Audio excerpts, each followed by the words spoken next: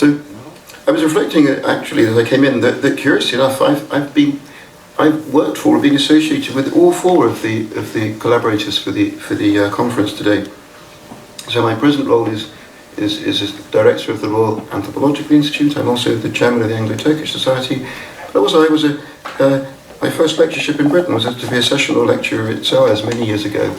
And I was the assistant director of the British School of Archaeology at Ankara, so-called then in the 1990s, which had a formative influence on my intellectual life, and I've never ceased to be grateful. So it's marvellous to be here today to reflect upon archaeology as it's developing in Turkey.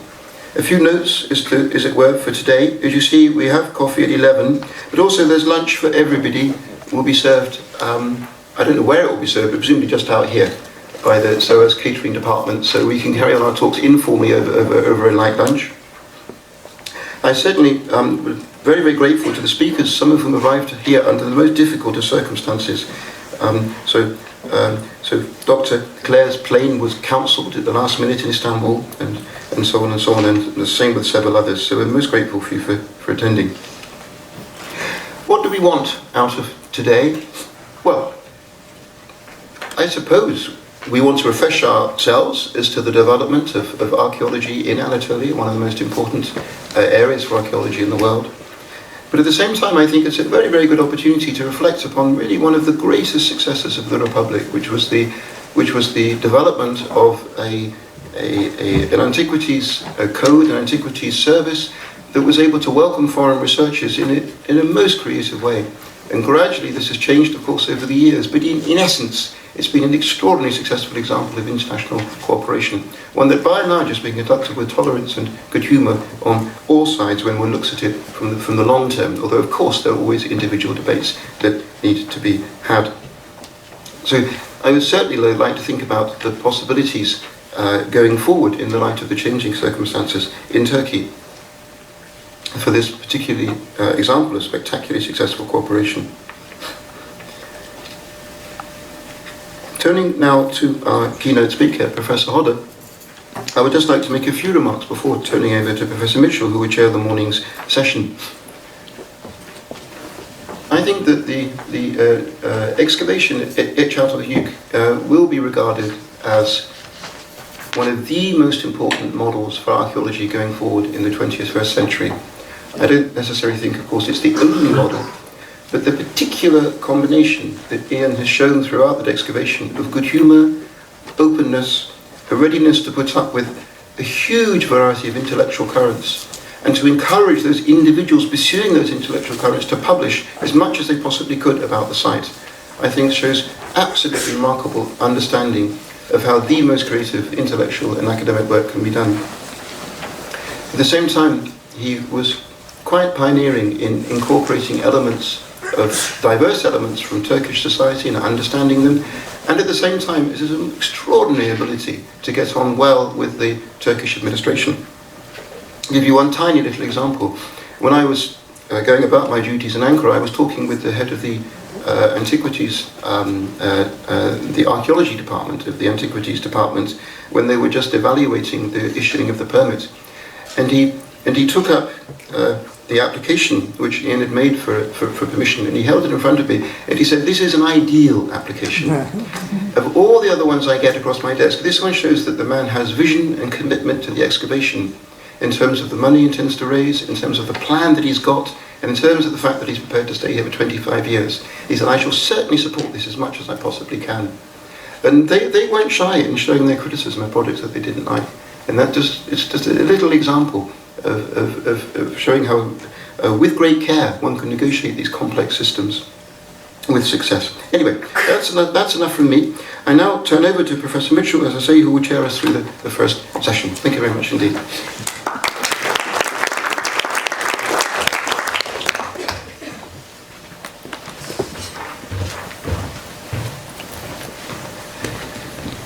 Thank you, David. I shall be very brief. I'm Stephen Mitchell. I'm chair of the British Institute at Ankara, but it's in a sense a particular pleasure to be able to introduce a meeting for which the British Institute of Ankara has just played a sort of a subsidiary role, one of for partners in bringing a conspectus of archaeological research in Turkey to an audience in London. That the essence of the British Institute at Ankara is that it's a partnership organisation partnered with Turkish partners, but also British and other universities. We could achieve nothing on our own, and so that in a sense this shows really the position we need to be in, and gratifyingly we are in. And so I just want to say a word of just thanks specifically to David Shankland for being the mastermind behind this meeting. He modestly said that he was briefly in the British Institute at Ankara as assistant director. He wasn't just assistant director, he was acting director for 2 years of a particularly critical period in the Institute's evolution, including the birth, essentially, of Çatalhöyük as an excavation project. And the Institute probably owes more to him than it knows for his engagement at that particular period in the Institute's history. And so, of course, he's now chairman of the Anglo-Turkish Society, with whom we've worked on other occasions, both in the London sort of branches, so to speak, and in Ankara, and director of the Royal Anthropological Institute. So very grateful for that partnership, and David specifically for his continued interest and support in our work. And that's enough really from my institutional point of view. Otherwise, I have the pleasure of introducing the three speakers this morning. And Ian Hodder needs no introduction, I'm sure, to most of you by name, and probably to most of you by sight and hearing as well. We'll hear shortly whether he's really left Çatalhöyük, or he's really reached I'm sure he's not reached the end of his engagement with the project, but the excavation ran for 25 years, as he, I believe, had stated he precisely intended to do at the beginning, and then completed an extraordinary pensum, really, an extraordinary contribution. And without more ado, I'd like to ask him to come and tell us about the joys and blunders of working at Çatalhöyük. Ian.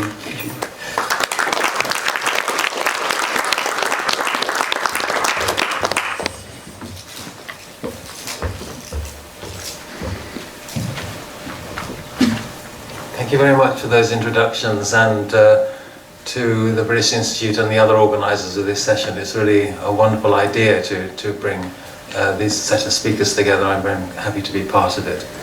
I'm going to be talking about the trials and tribulations and some of the joys of working at Çatalhöyük for 25 years, but it's also an opportunity for me to thank the many people who have been involved in the project and who I've had the pleasure of working with. The initial joys and blunders of Çatalhöyük were long before my time. So the wonderful discoveries of James Mellaart discovering the site in the 50s and excavating it in the early 1960s are of course extremely well known. And for me as an undergraduate in the later 60s, it was one of the great highlights, the great joys of my time at the Institute in London, to hear Jimmy Mellaart talk about this amazing site and excite my imagination about what could be done there. But of course he was also involved in a series of blunders, as a result the site was abandoned, and there was an appalling period of erosion and collapse and loss of archaeological information, wall paintings and so on, that just eroded into the ground over the 30 years after his sudden departure from the site. So one of the main tasks really when I started at Çatalhöyük in the early 90s was to respond to the Turkish government's concern about the about the state of the site. And so right from the beginning it was important to build an infrastructure at Çatalhöyük that didn't exist, of buildings. This is the dig house that we constructed over the first part of the project, that can house up to, if we squeeze everybody in, about 120 people, and has a whole lot of labs and other facilities where we can study the finds in a variety of ways on site. And another aspect of the infrastructure was to construct some shelters, and in many ways these have been a great success. This is the shelter in the northern excavation area. We've excavated in two main areas. One, this northern area where this shelter was constructed, and this is the southern area where we were able to continue the excavations that Mellaart had started. And what this allowed was for us to leave the site open throughout the year, which was another one of the main interests of the Turkish ministry, so that tourism could visit the site throughout the year. It also meant that we didn't have to keep filling in the trenches and then uncovering them every year. So in many ways it's a very important part of the success of the project has been these shelters, but they also had some great failings, I'm afraid, which we didn't really realise initially. If anyone wants to talk about archaeological shelters, I'm happy to give them a long diatribe on the difficulties of building shelters that really work. The main thing that didn't work in these ones, particularly the northern one, was that the heat built up inside them was so much that it made working there extremely difficult. And at times we got temperatures up towards 50 degrees, which was really unbearable. And so at the moment we're having to, I'm working with the new team that's working at Çatalhöyük in order to try and find some solutions to this problem. So one of the main joys for me about working at Çatalhöyük was not just the archaeology, but the whole process of working with lots of different types of communities and stakeholders. And this is a sort of summary of the main stakeholder groups that sat around this sort of fictive heritage table. Of course, we never managed to get everybody to sit around a table, even when we were supposed to. But it is an indication of the number of different types of interests that we were dealing with, including local communities, UNESCO, the government, and of course archaeologists. And I want to start with the archaeologists because over the 25 years the nature of the team changed, and also the size of the team changed. So back in the early 90s we had a small team that gradually increased in size, and as it increased in size there were more and more sort of divisions and differences in opinion within the team, and that had actually been one of my aims, which was to bring people from different backgrounds to excavate the same site, and therefore to open up different windows, if you like, into Çatalhöyük and understand different aspects of its nature. And so we had teams from Poland and Greece and of course Turkey and America and England, all excavating sometimes together, sometimes in different parts of the site. And that often led to a certain amount of tension between them and a sort of lack of understanding. And one of the main ways that this showed itself over the recent decade has been our shift from digging by hand and with paper and pencil and measuring tape to digging entirely digitally. So we became paperless in the last few years, and everything was done on tablets and so on. And I thought this would be a great idea originally, and in many ways it does produce a very remarkably effective archaeological process, of which I'm very proud. But on the other hand, what it does do is it creates a real division between those who really can work with this technology and those who can't, or who find it difficult. And so we became very dependent on boffins, if you like, very dependent on people who really understood the technology, who could work easily with ArcGIS and with a large database. And they often tended to be younger people. And so the sort of division sort of emerged between those who found this new technology easy and those who didn't. And particularly, it sort of rather sort of shoved out people who weren't so educated, or particularly in English. And so it tended, as I said, to sort of create a sort of class of people who really knew what they were doing. So I'm not sure in the end whether this is a joy or a blunder. It's something that I think I'm still struggling with and not quite knowing what the right response to that is.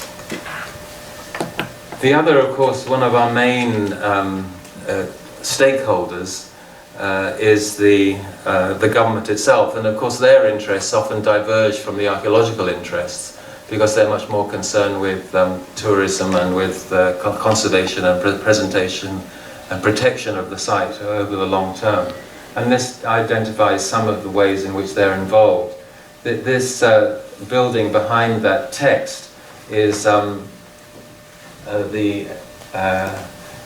the building put up for the World Expo 2010 in Shanghai, where the building was modelled on that famous wall painting from Çatalhöyük, and there was lots of Çatalhöyük symbolism in it. And this is just an example of the government's buy-in, if you like, to Çatalhöyük. And that led further to the 2012 inscription of Çatalhöyük onto the World Heritage List. And this was very much something that Turkey wanted to achieve, and has continued trying to put forward more and more sites onto the list, with the aim of trying to sort of really establish Turkey as a major heritage state. And all these things sort of interact with each other. So the sort of emphasis on making the site an international site in various ways through the government and through UNESCO also led to the greater touristic interest in the site. Large numbers of people visiting the site because of the inscription. And that's of course one of the other major stakeholders at Çatalhöyük are the tourists themselves. And we've had to create a series of facilities for tourism, everything from toilets to a whole series of experimental houses. There are now 5 experimental houses at Çatalhöyük where you can enter into these Neolithic reconstructions and see some of the paintings and so on that we found on the site reconstructed in these houses.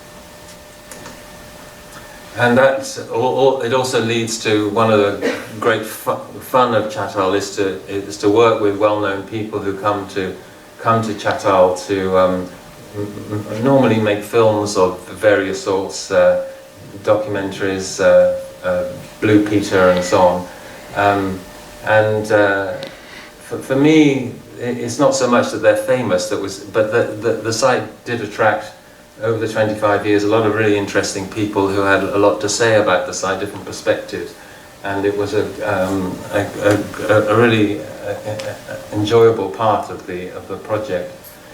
And it itself leads in an interesting way to a sort of hybrid form, where again the public interest is key, but there's a sort of merging with the archaeology, and this is the sort of whole area of virtual reconstruction. Çatalhöyük is in a way not a terribly interesting site to visit itself, because it's just mud brick houses, and the art and symbolism have all been taken out of the site and put on display in other places. So it's not something that's terribly interesting to visit, or it's not. If you do visit, it's not very easy to understand exactly what's going on if you're a general tourist. And so virtual reconstructions are very sort of important part of it, but these virtual reconstructions also allow various experimentation with ideas about the site and how it worked. And so this is a reconstruction one of many that you can actually find on YouTube and on the internet, that gives an impression of the way Çatalhöyük looked. This is actually one of the buildings that Mellaart excavated in the 60s, reconstructed. And what we're trying to do is show the different components of the site, the way in which the art and symbolism found on the walls is in the context of a domestic house, that these aren't just ritual places, they're also domestic places. And looking across to these platforms on the right, where people are buried. I mean, a lot of this is, of course, uncertain, and I would now reconstruct this rather differently. But it gives an indication of our state of knowledge at a particular time. And this sort of interesting intersection between the public and the archaeology is something that has led us in some interesting directions. Here is some work that's been done at Duke University in the United States. This is work done by Maurizio Forti and Nicola Leccari, that you can see Maurizio on the left and then Nicola in the middle there. And what they've done is create an immersive environment where they've taken this virtual reality type of approach and made it interactive. So what they're standing in is a virtual reconstruction of one of the Çatalhöyük houses. And when you have these goggles on, it becomes very realistic in a three-dimensional form. But also with the goggles, you can interact with the database, so that you can point with that pointer that he's got at something on the wall or in the house. You can point at it, and then in your glasses, a whole set of data comes up about what you're seeing, and it tells you about what we've discovered, what types of artifacts we found in different parts of the house, and so on. So it's a way of exploring the data through this sort of interactive visual mechanism. And they call it an immersive virtual environment. And so exploring these things has been really fascinating and one of the great joys. It's not always clear to me that the amount of effort and energy that go into these things is actually worth the effort in terms of the scientific side of things. I mean, I think it's something that's great for the general public, but I'm not sure that yet that it's something that really pays off at the scientific level. So another of the stakeholders that has been a very important part of our work is, of course, the local community, the local village of Küçükköy and other surrounding villages near Çatalhöyük in central Turkey. This is a very conservative, traditional farming area, now relatively wealthy, but quite a conservative area, and the community itself had little idea about Çatalhöyük before we started, and so part of our aim has been not only to involve the local community in the work, as you can see here, women from the local community helping us sort through the residues from our processing of the finds. But we've also engaged them in a series of dialogues about the way the site should be developed and what they get out of it and what they might best get out of it. And this has involved both educating them about the site, but also trying to enable them to become involved in what we're doing in various ways. And so education is an important part of it at different levels. And one of the most important aspects of the education has been a very successful long-term educational program for children. These are, on the whole, these are kids between sort of 8 and 12, and we have about 30 kids come every day to the site, and this happens every day on every year. So we've had over 3,000 children who have been educated on the site, and they find out about not only Çatalhöyük but archaeology in general, and participate in a series of programs, including excavating the mound that Mellaart created when he was excavating the site, and there are still a large number of artifacts. And certainly one of my great joys at Çatal has been when these little kids come up to me with some small piece of obsidian that they've discovered, and the sort of excitement on their faces and the sense of achievement is such that it's very, very impressive. So that educational program is important for kids, but there's also been we've been involved in a series of different types of educational projects and training programs for people from the local community, helping us in conserving and protecting the site. The aim had been to train the local community such that they could be brought in by the guards of the site when there were problems of conservation that emerged when we were not there during the winter and other non-summer parts of the year. And one of the great successes, I should say, for me one of the great joys was that this guard, Sadrettin Dural, decided that since I was writing books about Çatalhöyük, that he would write a book about Çatalhöyük. And even though he had left school at 11 and had very little experience in using a computer or writing, we gave him a computer and he learned how to type, and he produced 50,000 words just in one long sequence. They were just words after each other with no full stops or paragraphs or commas or capital letters. And so we worked with him to translate it into something that was understandable, and translated it into English, and it was published in America. And actually was really well reviewed. If you read things like the American Ethnologist or Anthropologist Journal, they have wonderful reviews of this book, much better than any review I've ever seen. So that was a great success. And he was so impressed by his own success that he went on to write other books. And this is another book that he wrote later and is translated, I think, into English and German and French, and is a sort of very a fictive account of life at Çatalhöyük 9,000 years ago, which is quite compelling, I find. Anyway, so that's a great success in many ways.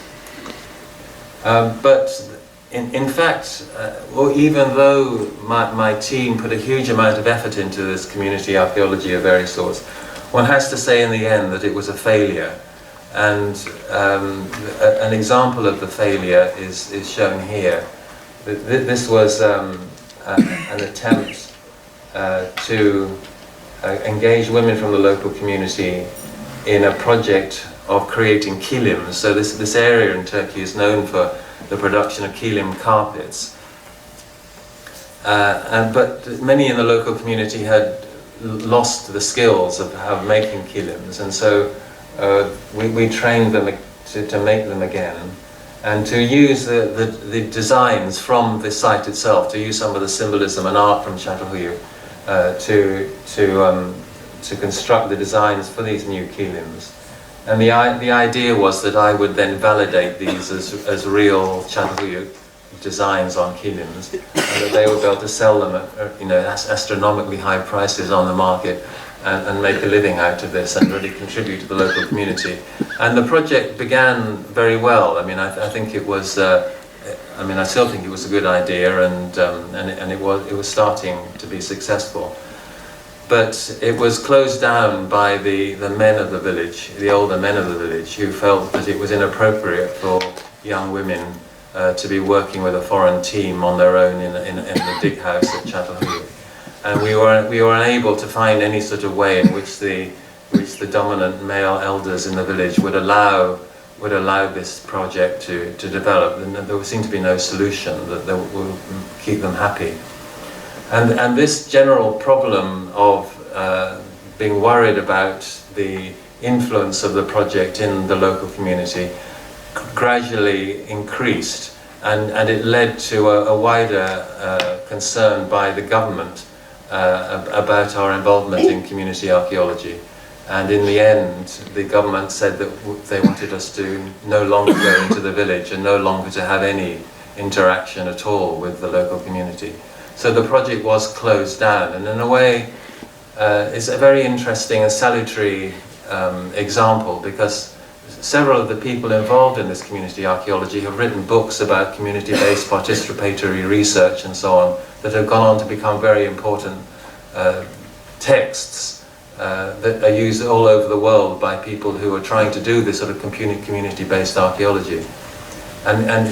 So even though we were doing, ethically the best things that we could and thinking about it very hard and being very careful about what we were doing and how we were interacting with the community, in the end it backfired. And so for me this is one of the greatest disappointments of the work there, that we were not able to somehow make this a success. And in fact we might have made the situation worse by being successful. It might have somehow made the situation worse. So that's for me, one of the great sad blunders. Another, you might think it's a blunder, but I enjoyed it at the time, was that I became involved in various goddess community groups who were very interested in Çatalhöyük and the idea of the mother goddess at Çatalhöyük. So I'm probably the only archaeologist who has ever stood on a fashion show catwalk, which is what this is. This is a fashion show that was developed by someone called Baha Korçan, who was part of the goddess community that was interested in Çatalhöyük. And she developed a series of clothes that were loosely based on Çatalhöyük.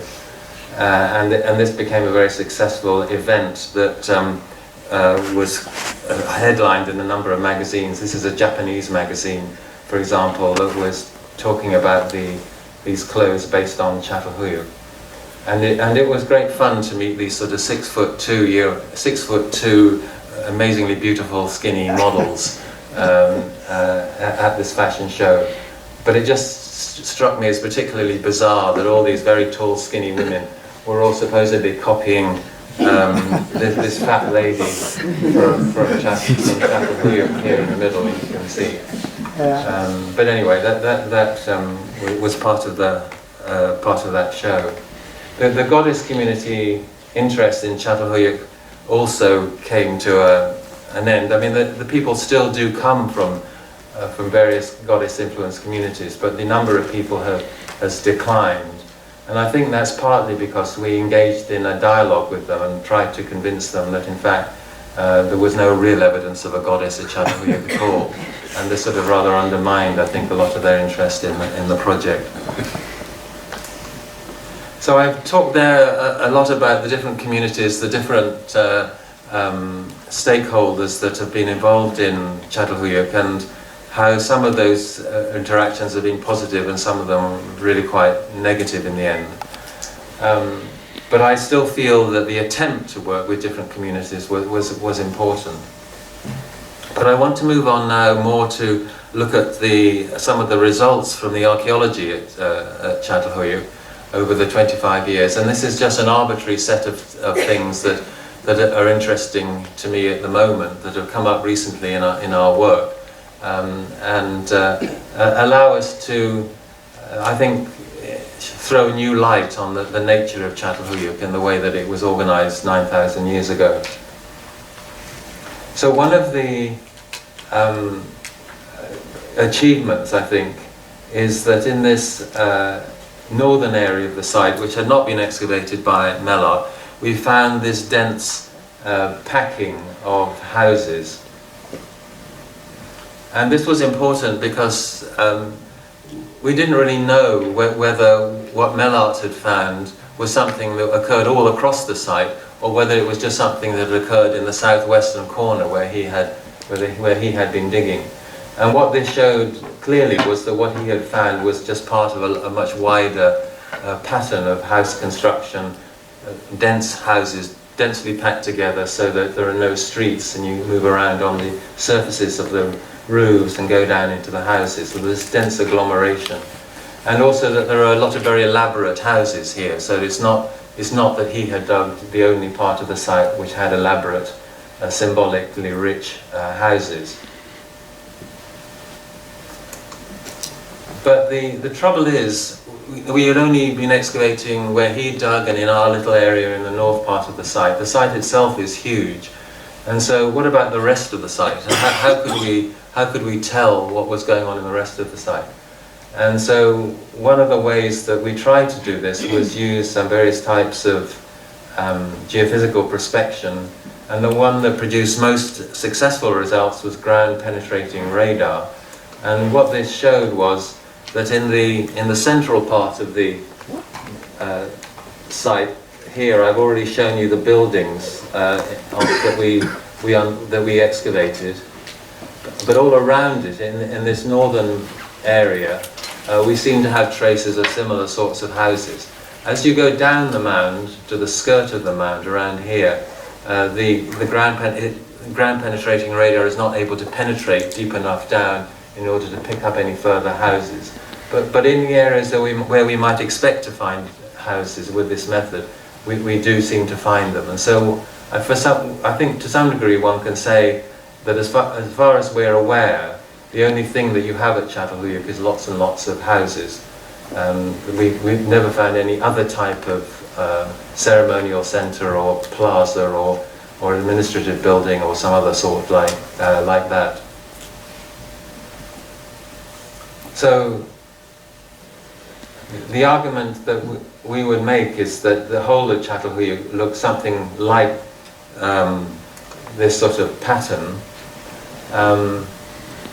And that suggests that the population density was relatively high. We've estimated numbers between 3,000 and 8,000 people living at one moment in time. But when you look at this, you think, well, that looks great. It's sort of a lot of houses all packed together. But the question that is raised for us is, how many of these are really contemporary? Can we really be sure that all these buildings are of exactly the same time period? And that seems to be something that is of concern in many sites throughout the Middle East in this sort of time period. How can we be sure that if you construct a plan like this, that they're all the same time period? Particularly given that the mound is, of course, a mound. It's sort of curved and it's sloping downwards. So how can we say that houses at the top are at the same time as houses farther down the slope on the mound?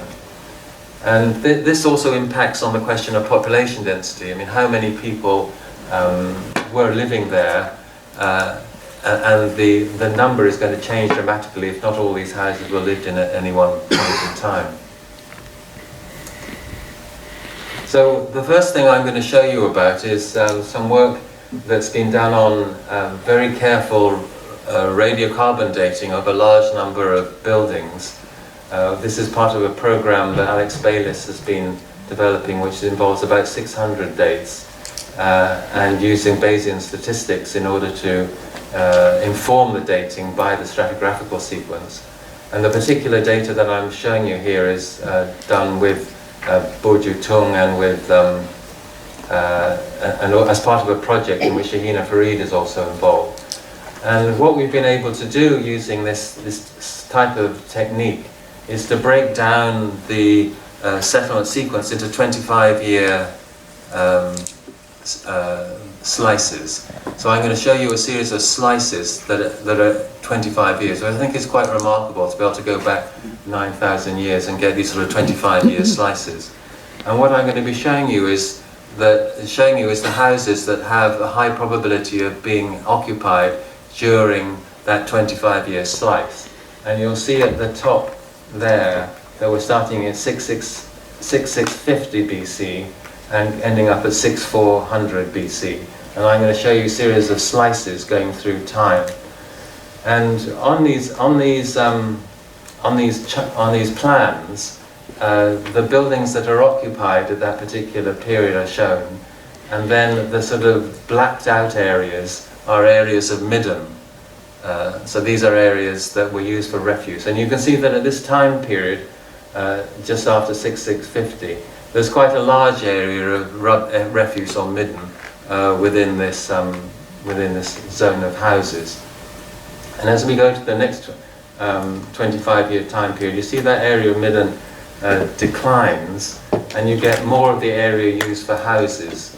And this sort of period of this previous one and the next one are the period right over the site where we see the greatest concentration of houses. There's lots of evidence of this as being the highest density of occupation. And then this sort of shifts around through time, and then you begin to see something else emerge, which is houses that are just abandoned.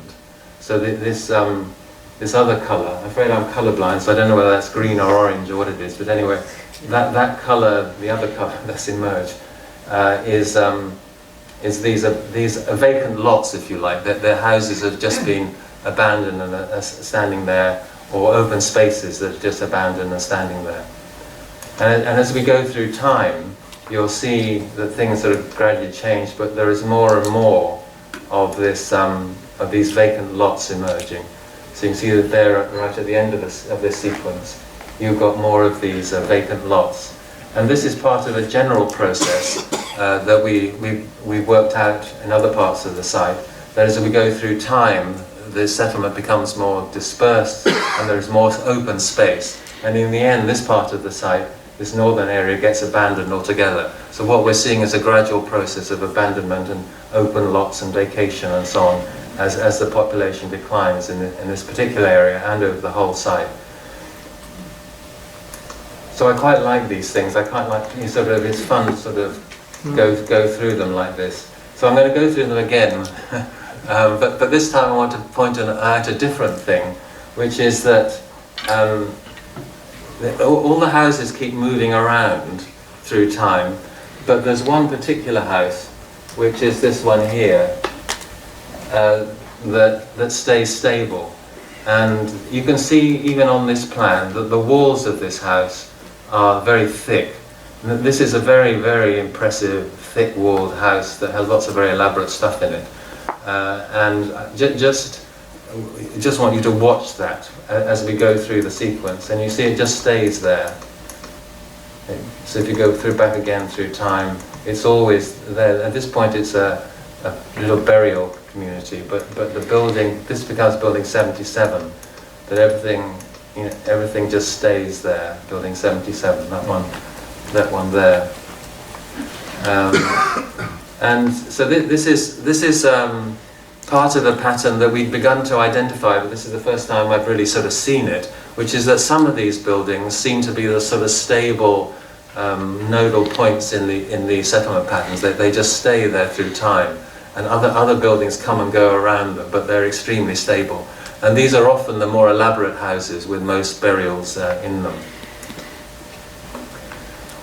So that also, of course, has an impact on the population estimates. But even if you well, maybe I should just say that it makes the whole idea of population estimates very, very dubious. I mean, at each of these time slices, you could produce different population estimates. So I've become very suspicious of the attempts to build an overall population. I mean, you can produce approximations, but it's going to be changing all the time. So another aspect of the detail work at Çatalhöyük that I found very absorbing is the way that these houses were plastered hundreds and hundreds of times, so that the walls and floor plasters were repeatedly redone, perhaps on a monthly or very, very frequent basis. There are sometimes more than 250 layers of plaster on the walls, and these give us a record of what's going on in the site. And this gives you an example of some of the sort of detail that one can get along the top here. You can see all these layers of plaster. In fact, each layer is a double layer. It's got a foundation layer of darker organic tempered clay, and then these very fine white layers that are placed on top of it. And you can see, count each of these, there are hundreds and hundreds of these layers right across this sequence here.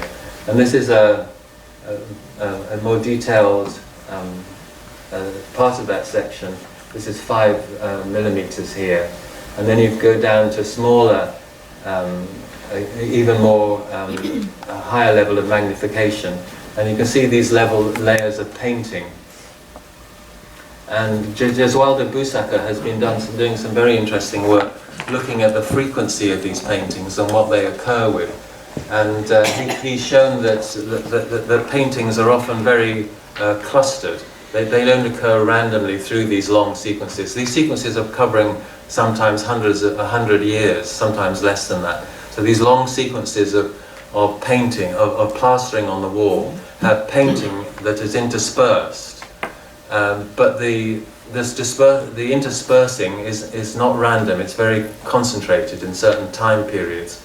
And he's been able to connect these clusters of paintings with events that take place in the house, particularly burial. So it seems that there's some relationship that we've seen before spatially, but this is a temporal relationship between the burial people beneath the floors of the house and the painting on the wall. So this, I just think this is just wonderful detail that you can put together. You also see very often, as you can see here, these sorts of strange lumps of clay that are added on, or here. These sorts of plaster ridges, these sort of different ways that the walls have been moulded at different times. And again, these mouldings, these remouldings, reshaping of the walls and painting seem to go together, the mouldings, the painting and the burial. So it's a fascinating, I think, insight into what's going on in these houses. And it allows us to produce these sort of extraordinarily detailed cross-sections through houses where we can see all these multiple layers of flooring. So this is one of these houses, and here you can see where this section has been drawn across here from the southern end of the house, which is always the cooking area and production area, and the northern area of the house, which is used for clean floors and burial. And so this is the southern area here with these dark, dirty floors. Here's this bench here that was plastered over, and then these northern floors with burials occurring at different points in them. So this is how we've been able to make these sort of connections about what's been going on. And when I first visited Çatalhöyük, back with David French in the early 1990s, he told me that Çatalhöyük was impossible to excavate. It was much, much too difficult. And that one of the main issues was this very, very fine detailed plastering on the walls. And I have to admit in the end that he was sort of right, because in various ways we haven't really solved the problem of how you dig these sorts of houses in a way that I would like. So, for example, if you look at this section, you've got these layers that are shown just stopping at the wall, but in fact they don't stop at the wall, they go up the wall. And there's a wall over here somewhere that they should go up. So why hasn't he drawn the wall plasters up here? Well, it's because this is the wall here, and we were asked by the government representative to leave this wall for long-term preservation, so we weren't able to take the plaster off the wall. So in fact we had to cut the section, here, and we weren't able to follow them up the wall. So it was partly a question of preservation, presenting the site, but also there are enormous problems of conservation. So as you're digging down in these sites, in these houses, you have to conserve the wall plasters, otherwise they'll all fall off. And as you conserve them, they become solid, and you can't then re-excavate them and understand the plastering on the walls. I showed you before micromorphological samples through these things, but as a general process, it becomes very difficult to excavate these vertical layers. And another problem is that I never managed really to persuade the excavators at Çatalhöyük to excavate vertical layers as horizontal layers, because properly these layers at the bottom here horizontal, but they're continuous with layers that go vertical. And somehow archaeologists can't cope with that idea, with the idea that vertical layers are really the same as horizontal layers. And I was never really able to get the excavators to dig the floor layers and the wall plasters all at the same time. And as I said, that was confounded by these other questions and concerns. But I see it as a sort of failure of archaeology to really look beyond the box within which it works, which is that layers are horizontal and you dig them in a certain way, and then you deal with the walls afterwards. So I think we lost a lot of information about the relationship between these horizontal layers and the things on the wall, except in a few buildings where we really focused on it, and it's in those cases that I showed you earlier that Jeswaldo Busaka and others have been able to work on.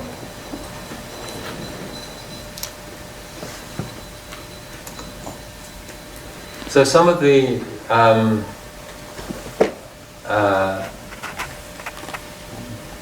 best archaeology that we've done has been discovering these really wonderful buildings. I mean, the sort of Mellaart type buildings that have a lot of symbolism. On the top left you have one of Mellaart's buildings, but these others are examples that we've excavated.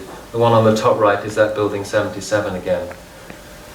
And just really remarkable concentrations of symbolism and burial that we found.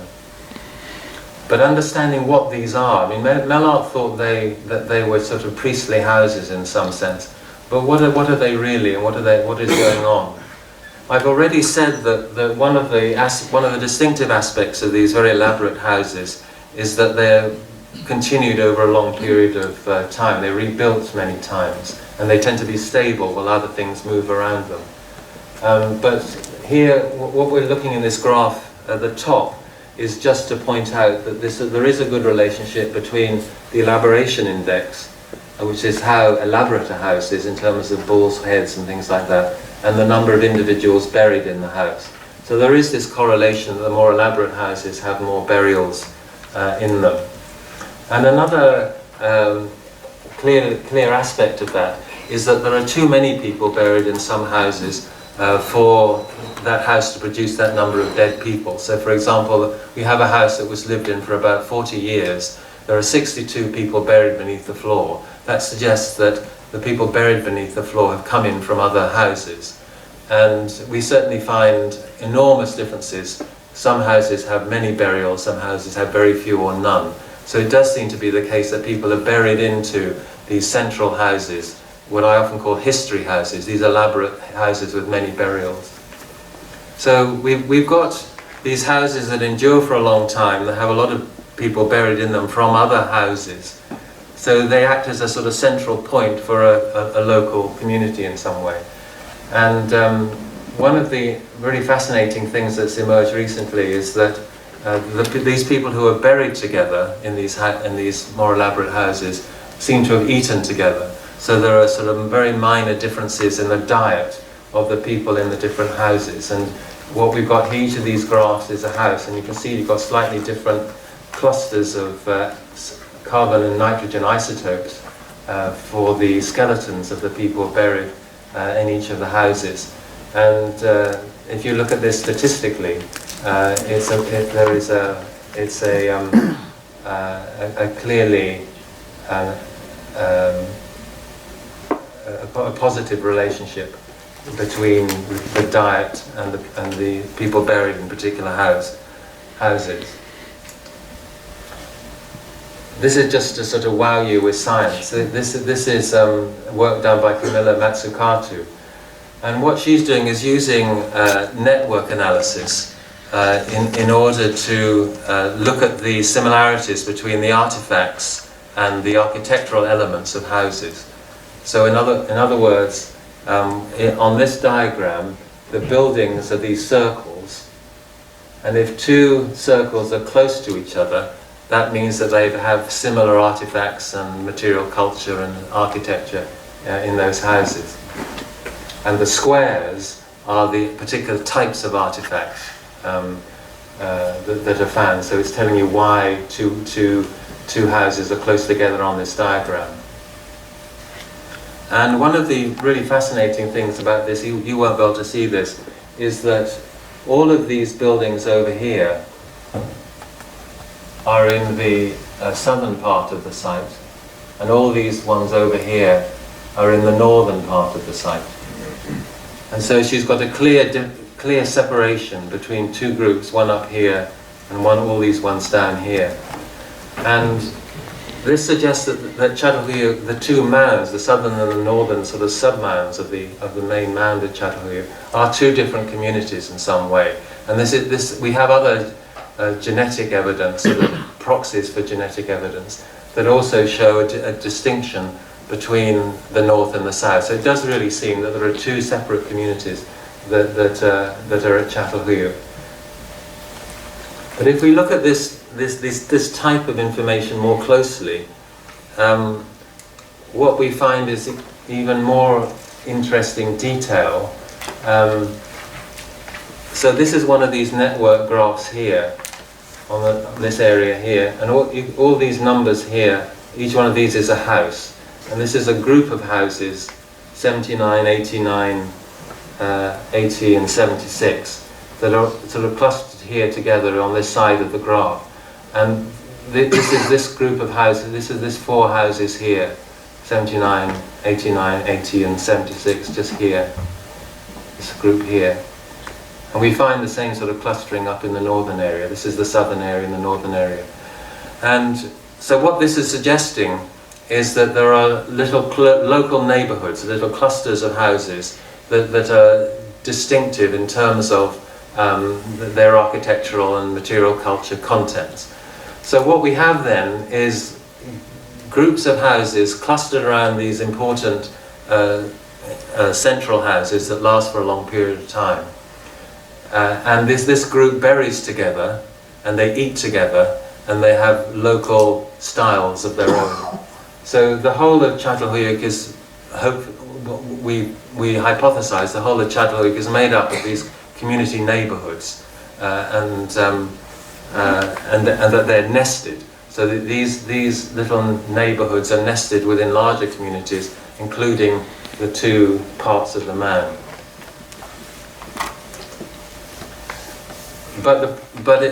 These neighborhoods, these clusters, these groups of people who bury together in these central houses, is really one of the most fascinating bits of evidence that has come up. Is this evidence based on the study of teeth of humans, where the argument is that there are micro details in the shape of your teeth that are genetically related, so that people close to you genetically will have similar details on your teeth. So these are sort of proxies, if you like, for genetic similarity. And so the work they did on this looked at buildings from all over the site, and what they found is that the people buried in a particular house, these little communities of people, are not genetically related. So it's not the case that these are nuclear families or even extended nuclear families. These are mixtures of people genetically. And so one explanation of this, there are a number of possible explanations, but one explanation of this is that when after children are born, they are fostered out or farmed out, and they live in the community as a whole. So you don't live with your biological parents, you live with other parents.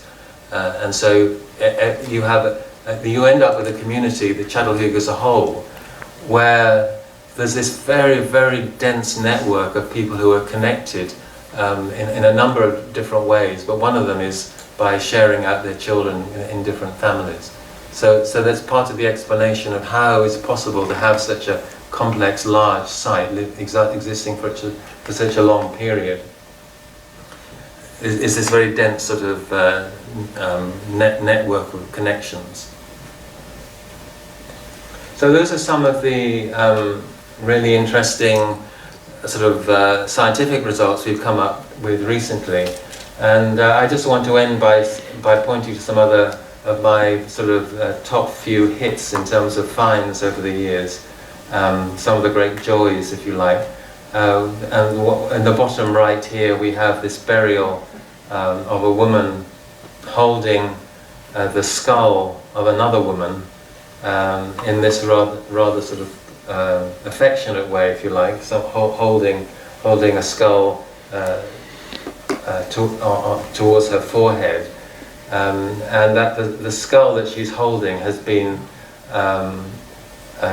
defleshed and then plastered with clay and then painted with red paint. And so we think that that happened 4 times, so that the skull was replastered 4 times, which suggests that it was held in the community for quite some time. And it was a very sort of moving experience looking into the face of a person modelled at Çatalhöyük that amount of time ago. The discovery of paintings continues to be a complete fascination. I never really understood why, but there's something about uncovering these paintings that is very remarkable. Well, one of the very strange things is that we've never found a painting which shows a narrative scene of humans and animals, which are what Çatalhöyük in a way is most famous for. So in a way you could say that is one of our greatest blunders, is that we never found the sort of paintings that have made the site so famous and that I very much wanted to find. But nevertheless, these geometric paintings are really quite extraordinary. And this is a figure that was found in one of the more elaborate houses that I particularly like. It's got obsidian eyes and is made in plaster, and was again was made and remade and repainted many times.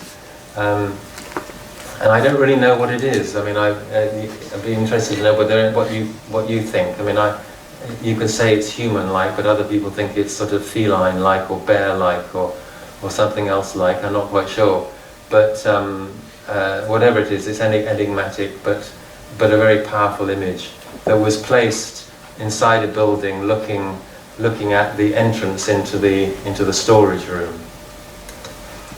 And in a way, my favourite find is this figure, and I'll show you some more pictures of it in a minute. But I just wanted to show you this image because somehow the detail on the head, the detail on the face particularly, gives you a real insight into perhaps what people at Çatalhöyük looked like. A sort of very strong, powerful, but sort of quite individualistic face there. And you can see some of the traces of the hairstyle, and obviously there was some stuff placed around the ear as part of this.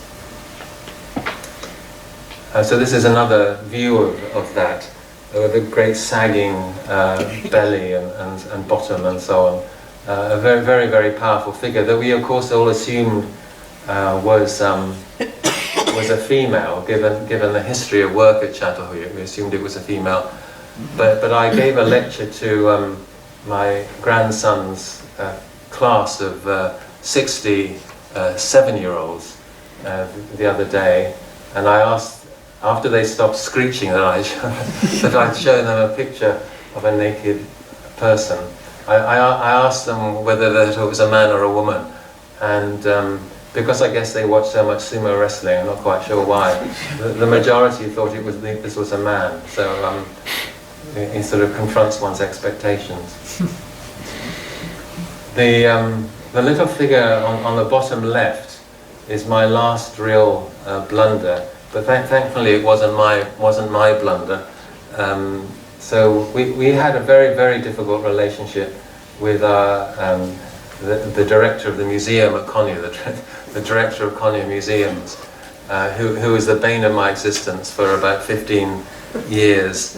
And he was always very critical of everything that I did, and in particular he wanted to be absolutely clear that we should look after our finds very carefully and handle them very well, and not harm them, because they were so valuable and they were going into the Konya Museum and would be put on play there forever, and they were very, very important. And he'd heard about the discovery of this little figure, so he rushed out from Konya in order to look at it, and came into the lab where we had it very carefully placed in styrofoam and so on, very carefully protected, as he asked us to make it, and he picked it up and dropped it on the floor, and the little head rolled along the floor, and I've never seen anybody go so pale so quickly, and he just left then, and never said anything about it.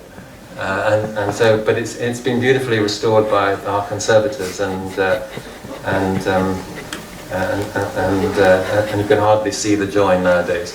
Anyway, that gives you some idea of the joys and blunders of Çatalhöyük. And as I said at the beginning, this also gives me a chance to thank the British Institute, but also the Turkish Ministry and a whole series of commercial sponsors who have supported us throughout the 25-year period. It's very remarkable of them to do that, and many other research foundations and universities and so on that have helped us in various ways. So thank you very much.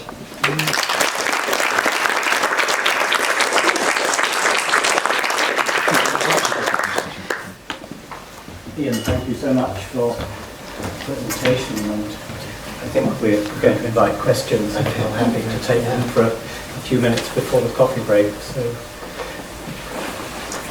I thought it was absolutely fascinating. Thank you so much. Two very, tremendous amount to take in. You said on an earlier slide showing a Mellaart reconstruction, you would now do it differently. How differently would you do it? And what about the social structure of the site? Then, do you think it's sort of, can one say it's egalitarian or? Yes, to take the second thing first, it's very complicated, but basically it's relatively egalitarian, and I would think it's rather like a segmentary society in some senses. Lots of segments that are perhaps that are linked or nested in various ways, and that there is a relative equivalence between all these segments. And one example is the north and the south, two segments. But I also think there are radial segments, and then within that there are other, and then it changes through time, so it's complicated. But in general terms, Çatalhöyük is unequal in terms of access to ritual and burial. So, I've been doing with my students a whole lot of Gini coefficients recently. Gini coefficients are used to measure global inequality nowadays. So we've been using that for Çatalhöyük, and there's clear inequality in terms of number of people buried in a house and amount of symbolism, ritual and so on in a house. But but if you then look at number of storage bins, or size of storage area, or size of production area, or amount of production, and ways you can measure that, the Gini coefficient just goes down to very, very low. And so, my view is that it's a society that's egalitarian, but in which the social structure is maintained by ritual leaders, elders, in various ways. And these people are not able, those ritual leaders are not able to translate their ritual and social power into economic power. And if they were able to do that, I would call it, non-egalitarian. But so it's a sort of, it's a mix. It's a sort of egalitarian and non-egalitarian at the same time. But basically, it's a segment. In my view, it's a sort of segmentary type of system.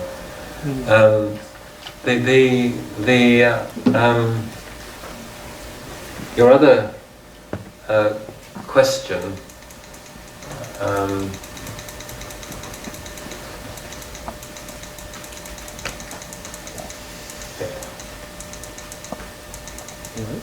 Where was it?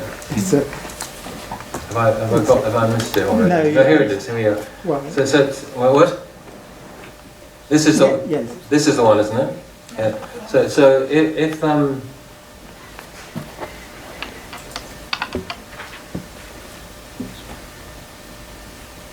So, I think all of this is basically, as far as we're aware, relatively correct. It will go on a little bit farther. So one of the things that we have come to realise is that there is clear evidence of a second story in some buildings, not all buildings. And so when Mellaart excavated this building, he found that this upraised arm figure on the floor sort of collapsed down. And so he wanted to sort of try and fit it back into the same room. Whereas I think we now think that there was often a second story, and I think it's more likely. And we found another example of this, that this is actually in the second story, and it's fallen down from that. Question at the back. Thank you so much. I thought it's fascinating, the analysis of the teeth, the different shapes of the teeth suggesting whether people were related, and the idea of children living with foster parents. Were you able to do any DNA analysis as well? Yes. So one of the great disappointments of Çatal is that the preservation of DNA is extremely bad, and unlike Boncuklu, where they have relatively good preservation, maybe. But anyway, better than we do, and so it's been an enormous effort to get stuff out. There is now a new project that's been led by by a group at Metu, which is trying again and using more modern techniques to try and get stuff out. And the initial indication of that is very, very initial. It supports the argument that I have just made, although it also allows another opportunity, which other interpretations. So this teeth proxy stuff is provisional, and I'm hoping that over the next few years we'll get some more results back from this new project. Question just behind there, I think. No? Then down here. Yeah, thank you very much. My question is about how do you control the knowledge, the information that comes out of the site? Because I mean, there's growing fluidity, and you've alluded to it, between scientific research and what's presented to tourists, what's consumed on the internet and YouTube videos. How do you attach to that YouTube video, for example, that this is an earlier interpretation, or that then gets reproduced on multiple users? Is there any concern for how that information is going out there, or? Yeah, absolutely. I mean, it begins right at the top and it goes all the way down in the sense that it really annoys me that academics, write stuff. I mean, so it's not easy to write about Çatalhöyük. There are 600 articles, and there is about 20 volumes that we produce, and so to read yourself into all that is hard. And so you get, I can give you several examples of academics who have written and published papers that then get cited that are just wrong, and it's very difficult to manage and control that, because there is the normal refereeing procedure and so on. So it's not only when it moves out into the public realm that the problems emerge, but absolutely, when it goes out if you go onto YouTube and put in Çatalhöyük, you get an enormous amount of nonsense that has been produced. My view is that I work in the middle of Silicon Valley, which is very, very much invested in the idea of open and free knowledge, and I'm very, very supportive of that idea. I think that's important, but I also think that some guardianship and some management and control of it is necessary. And the way that we can do it is through managing the Wikipedia site, for example, and trying to keep that updated and change and stop that going weird, and trying to monitor as best we can. But it's a huge job, and I don't have the funds over the long term to do that. So it's a really difficult problem. We're holding TAG at Çatalhöyük, so we're holding TAG at Stanford in a few months, and we're going to do a wiki editathon. so we're going to have times in the conference where archaeologists can come together and edit certain sites and monitor them, if you like, and correct them. and sort of try and address some of the biases. So through processes like that, but I don't, unless you've got some, you do. But that's what we're trying to do, invest in those sorts of events, and yeah. One here and then one there. I've worked a bit, I've researched fireplaces in Çatalhöyük. So I'm particularly interested in what you said about people who are buried together have eaten together, and that could be up to 60 people. Now, in my findings, fireplaces, ovens, cooking facilities are very much concentrated on the house, on a household. So I would then expect, in line with what you say, that there would be communal areas to eat together. But I have not found, apart from one S333, I have not found any such communal possible eating place. Any thoughts on that? No, that's a really interesting point, thank you. There's some very interesting work that's been done by someone called Kevin Kay, who looks at the presence of ovens and hearths in buildings over time. And what he has shown is that that many buildings don't always have a hearth and oven in them. So that which is other evidence that any particular building may not actually be making food or producing food at any one point. It may be part of a community of people that are making food. But I talked about nesting before, and I think it's important to understand that in a nesting framework you may have a quite complicated process of small groups that eat together in certain ways, but the larger groups eat together in other ways. So we do have quite a lot of evidence of feasting behaviour, and these are often, when we estimate the number of people participating in those, they're often up to 50 or 100 people. We don't have evidence of thousands of people in feasting events, but we do have these sort of larger groups of people. So that, in my view, that's what we're talking about is sort of, you're right, the 62 people, we don't have any evidence from the hearths and ovens of 62, but we do have these feasting events that would fit in with that sort of scale of things. So that would have been outside. Yes, absolutely. Yes. So that there would be, that there would be occasions when on the roofs or somewhere we don't really know where they're occurring, and we have the residues, but we don't know where they're occurring. But it's a very good question. Thank you. Thank you so much for that. Forgive me, I'm yet to visit the site, so this may well sound rather entry level. Is there any evidence of the site being contained by defensive walls? No, there's no. Mellaart argued that that as you approached Çatalhöyük, you would see this sort of wall of houses, and that was a sort of defensive thing. And he thought that the very concentration of people was defensive. But when we have dug towards the edge of the site in the south area, what we see is sort of we don't see that. We see open areas and a few houses quite dispersed, and so we don't think that's what it looked like at all. And we don't see any evidence of attack or defence of any sort. So the reason it was contained was not for what one would assume to be the logical reason, self-defence. There's some other reason why it's so tight.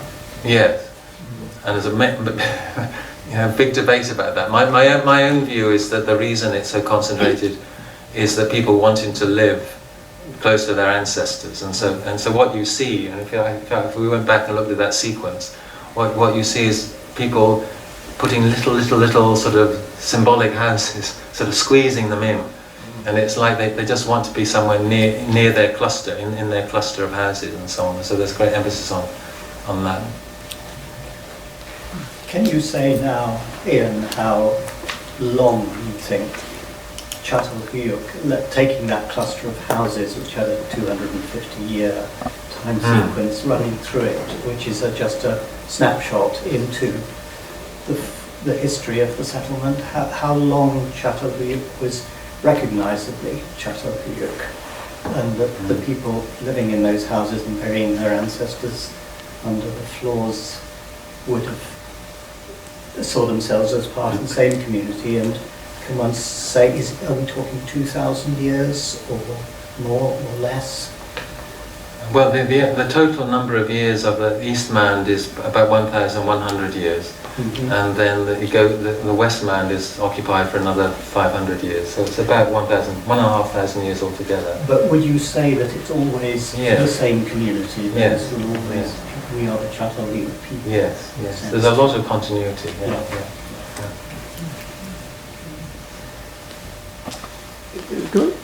Can I ask you about the village a little bit? The anecdote you told, or more the anecdote, but the explanation you gave of the gradual dissolution of your community archaeology program, I thought was absolutely fascinating. And I was certainly reminded of the brief event when some women from Istanbul bought a house in order to train the local village girls in modern crafts, and then the next day the man who sold it to them seems to be told to go and burn it down by his peers, and it magically burnt down the next day. So, because that, I'm pretty clear that that's not it wasn't a particularly conservative village by conservative village standards. But nevertheless, I think it would always want to control the activities of its women within its framework. And I'm wondering whether it became more explicitly conservative as the years went by as you worked there. Yeah, that's what I was saying in a way. My suspicion is that we made it worse by trying to work with the community. But it's sort of, the more we worked and the more we changed the village, the more it upset people. So, for example, as you know, we tended to employ women who we couldn't employ, and they often were divorced women or single mothers or something like that. I mean, people who were marginal in that conservative society. And many of them were very successful. They went on to be able to start shops in Konya and start their own businesses and so on. And so we were transforming the village willy-nilly. And it may well be that reached a point where it was making the situation worse. Well, we can talk about it, but I very much doubt whether you made it any worse. I'd be really, really surprised. A tiny detail. Why was it that they didn't let the women do the looming in their own houses? Because that would be the normal pattern. Yes, I know, but they didn't have the looms. They didn't. I mean, we had to buy the looms, and they didn't know how to use them. So we would have had to, we would have to be part of the project. I see. And the whole idea was to work with us to make Çatalhöyük designs and that sort of thing. No, I understand. But please allow me to reassure you once again, you certainly didn't do any damage. I'm absolutely sure of it. It's nice of you to say. I think I'm going to stop the discussion here. We've got 20 minutes left for the coffee break. I think that's probably right now. But we take a break. And Ian, thank you very much indeed.